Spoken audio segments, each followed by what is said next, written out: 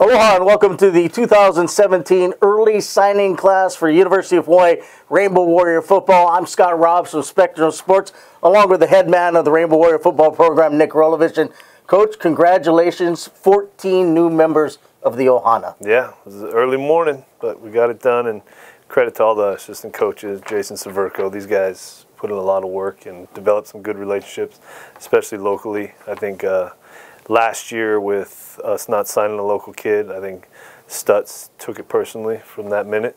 Then Yoro got on board and he jumped on track, and I think both those guys did a really good job. You know, like you mentioned last year getting shut out, you got 4 kids so far locally, and you can make an argument. I like that, so far. Yeah, so far. That's right. And 2 of them you can make you could argue that are maybe the top recruits out of the state of Hawaii.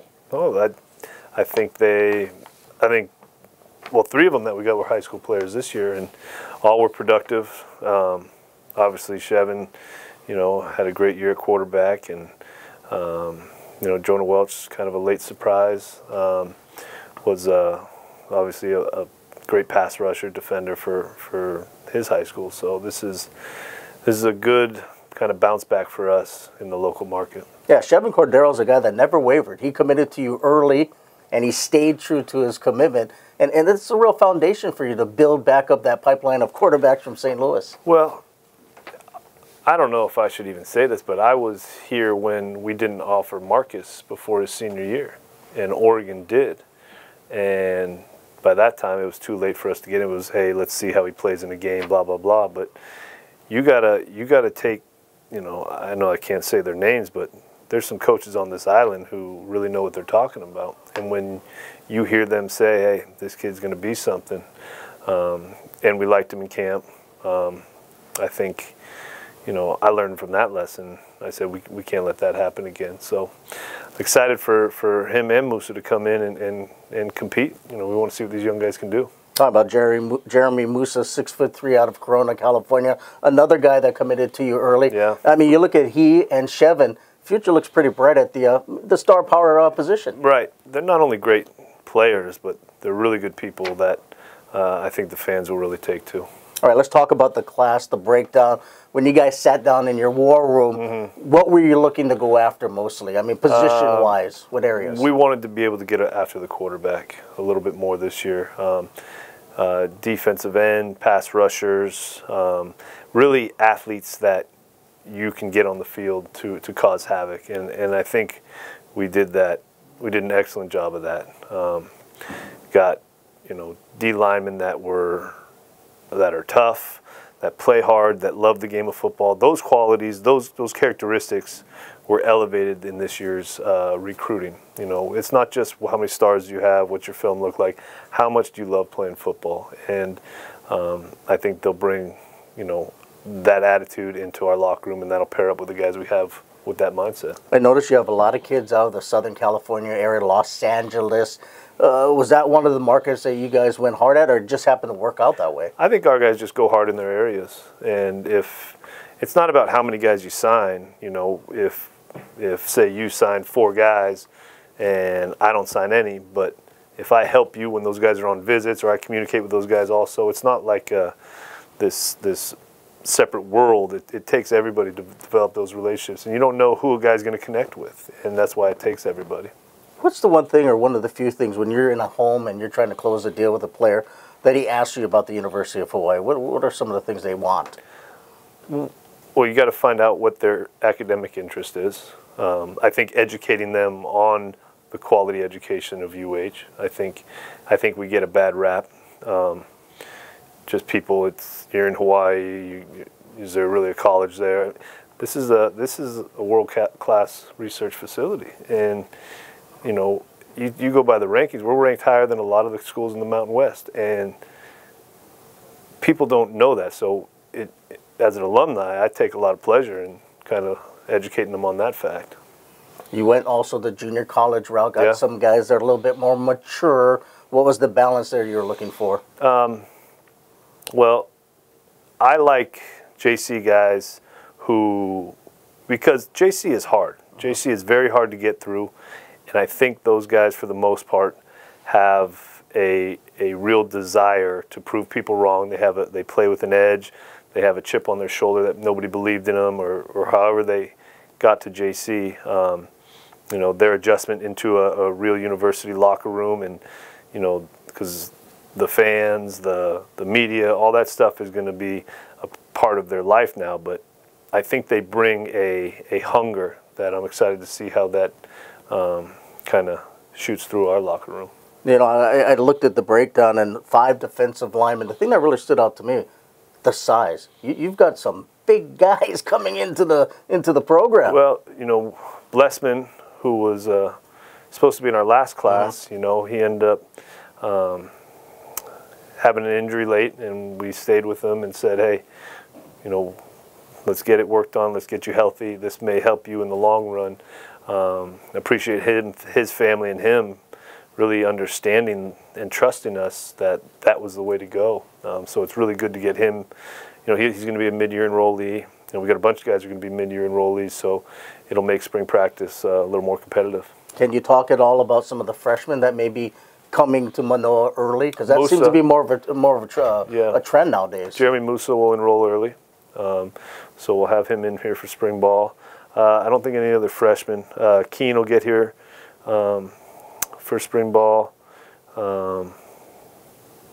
Anybody else? Bird, the receiver. You know, we didn't talk about him yet, but this is a guy who's got really good speed and elusiveness. Can help us kind of build up that slot position.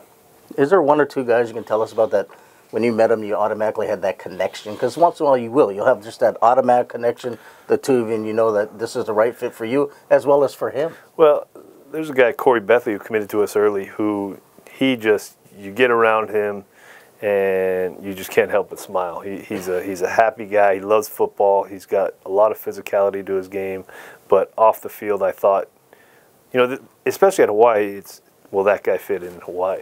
That's, you know, and I think Cory's going to take that aloha spirit and say, oh, wow, everyone's like this? You know, this is going to be fun. He's one of them. There's a lot of guys, you know, I think overall personal qualities are high in this group. Did the 3-9 record scare anybody away, or were these guys all looking at other things regardless of what the record was? Well, I think the bowl game win the year before still had some juice. And, you know, we talked about 3-9. It's nothing you can run away from, and how they can come in and change that immediately. You know, I didn't think we were far off from being a bowl team, but the reality is we weren't. So a lot of these guys saw opportunity. This is now your 3rd class, but really I would say technically your 2nd class, because you've had some time to develop the relationships and target certain players. Talk about that process and how that played out today. You know, I know a lot of the local high school coaches, but being here for a couple of years and building that relationship up and knowing that we trust not only their evaluation, but the relationship we have between us and, you know, their recommendation of guys. I mean, there's a lot of guys that can play on this island, and the high school coaching is every year seems to get better and better and more competitive, and you know, so I respect those guys a lot, because they don't get paid much to do what they do, and they do it for the kids and to give back. So, you know, I think when people do things like that and act in those ways, you can't help but respect them and want them to be part of your family or extended family. I mean, you're starting to see now even some of the top-level recruits at least putting Hawaii in the conversation, giving you guys a chance. And, I mean, you look at Jonah, that's one of the guys, top 2 or 3 players in the state, changed yesterday, decommitted, and decided to sign with you. Yeah, that was, you know, it's like recruiting up, down, you know, everybody's in, you know, guys are, it's such a difficult, sometimes very difficult for these kids. And as long as you stay consistent with the communication and relationship, they end up coming to where they feel they will be most successful and most comfortable. Do you enjoy recruiting? I do. I enjoy recruiting. I don't like getting told no. That one can be hard, but it's a part of the game, and it's every day.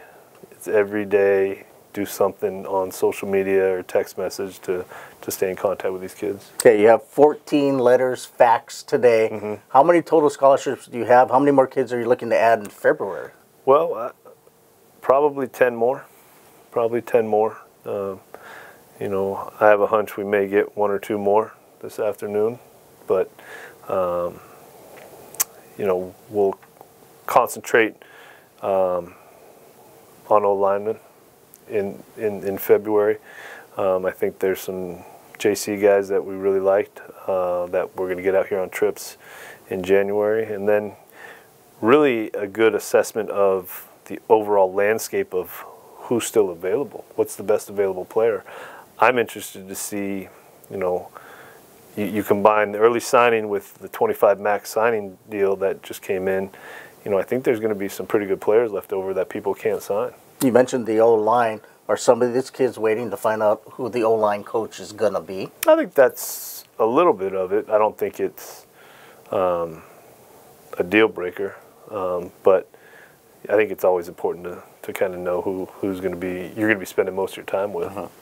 All right, this is the first time ever the NCAA has done this early signing period. Yeah. Typically, it's once a year in February. I think it lasts about 6 weeks, but everything happens really that first day. Yeah. What do you think about it? Do you like it? I was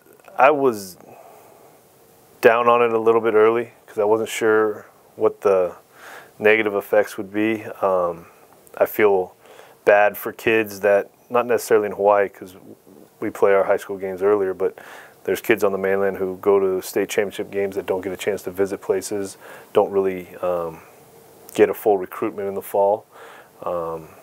And I think it's been tough on some of the coaches in championship games and bowl games and things like that. But we just adjust, and I think it really kind of lightens the stress moving forward as far as January goes, and I think you can really zone in, and really I think people are going to get a start on junior recruiting pretty early. Yeah, a lot of people like to look at recruiting services and the star rankings, and I don't put much into it because I think you really find out a little bit later. Like typically this class, particularly the freshmen, when will you know that it was a good class?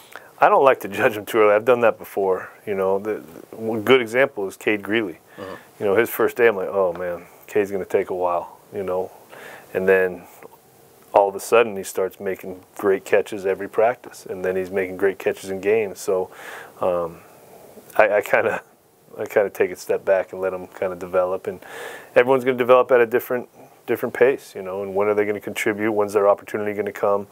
But they can't kind of get off that path of working hard every day and trying to be a contributor. Who was the first kid from this class that committed to you? Do you know? The first one that committed to us? Was it Beth Lee? I know he has a pretty heavy social media presence. I see him trying to recruit kids to come with him to Hawaii. Shevin and Kai were all pretty early. Well, Blessman was already coming.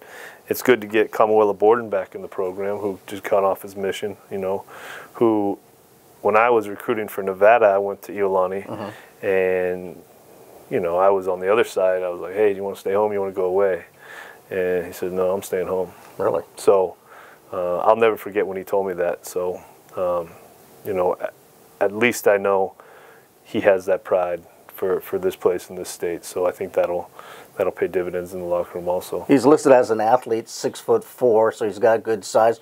Hasn't played football in a couple of years. Where do you see him eventually falling in? Well, I was really intrigued at him at O-line, but, you know, I think he can help at defensive line. I think, you know, he's kind of a guy, kind of experiment guy. I know he's mentioned linebacker. You know, I just assumed he'd want a long snap like his brothers, you know, so that's good. But you're getting another great person in this program, and we've been fortunate to have, you know, 3 Bordens, I think, that have all been a positive influence, not only on this program, but this community. I know you're a bit tired, but it's been a successful day so far. Congratulations. Thank the grind doesn't stop, obviously. Doesn't stop. And we look forward to seeing these players throughout the years. Yeah, me too. Wearing the home colors. Thank you. All right. Thanks, Scott. All right, for the coach, Nick Rolovich, I'm Scott Robbs. Aloha.